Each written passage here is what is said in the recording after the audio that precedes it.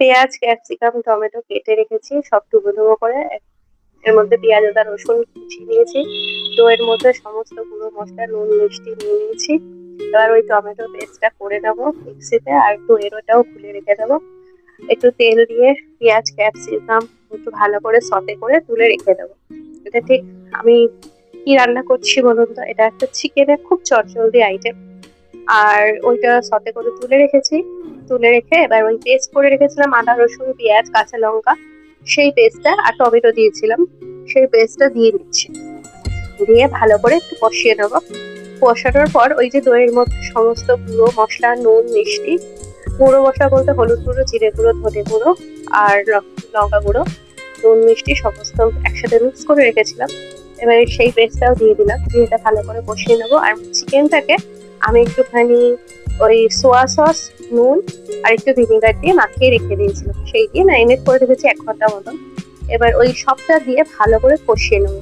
এটা খুব তাড়াতাড়ি হয়ে যায়, আলু থালু দেওয়ার প্রয়োজন হয় না, রুটি দিয়ে দুর্দান্ত লাগে, ভাত দিয়ে ভালো লাগবে, রাইস দিয়েও আপনারা খেতে পারবেন, রুটি দিয়েও খুব সুন্দর লাগে। পরোটা, রুটি, রাইস সব দিয়ে আর খুব তাড়াতাড়ি হয়ে যায়। চিকেনটা যেহেতু ম্যারিনেট করা তো তাড়াতাড়ি সেদ্ধও হয়ে যায়। এবার ভালো করে চিকেনটা কষাচ্ছি। আপনাদের যদি এই চ্যানেলে রান্নাগুলো ভালো লাগে প্লিজ সাবস্ক্রাইব করবেন, ফলো করবেন, একটু লাইক করবেন, কমেন্ট করে জানাবেন রান্নাটা কেমন লাগছে। চেষ্টা করি আপনাদের ভালো লাগানোর জন্য, জানি না কেমন হয় ভিডিওগুলো, চেষ্টা করছি আর বারবার ভিডিও দেওয়ারও চেষ্টা করি। আমার চিকেনটা কষানো হয়ে গেছে। এবার আমি ক্যাপসিকাম আর পেঁয়াজটা ভালো করে দিয়ে এটা আবার একটু কষিয়ে নেব। একটু কষাতে কষাতেই আমি চাপা দিয়ে দিয়ে কষাচ্ছিলাম। একটু তাড়াতাড়ি আপনাদের দেখাচ্ছি, সময় সবারই কম, আপনাদেরও কম, আমারও কম, তাই খুব চটজলদি, বিশ্বাস করুন মাত্র 20 থেকে 25 মিনিটের মধ্যে রান্নাটা হয়ে যায়। হ্যাঁ, অ্যারেঞ্জমেন্ট করতে যেটুকু সময়, দেখুন ভালো করে কষে যাচ্ছে, আস্তে আস্তে তেলও ছেড়ে দিচ্ছে।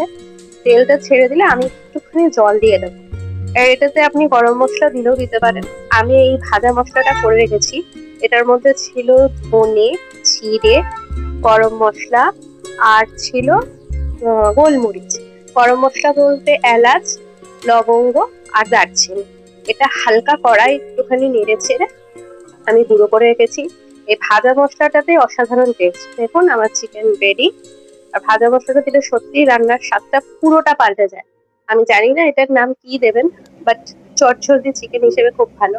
আমি রুটি দিয়ে এটা খেয়েছি রাত্রে, খুব ভালো হয়েছিল। আপনারাও জানাবেন কেমন হয়েছে। টাটা, বাই বাই, পাশে থাকবেন।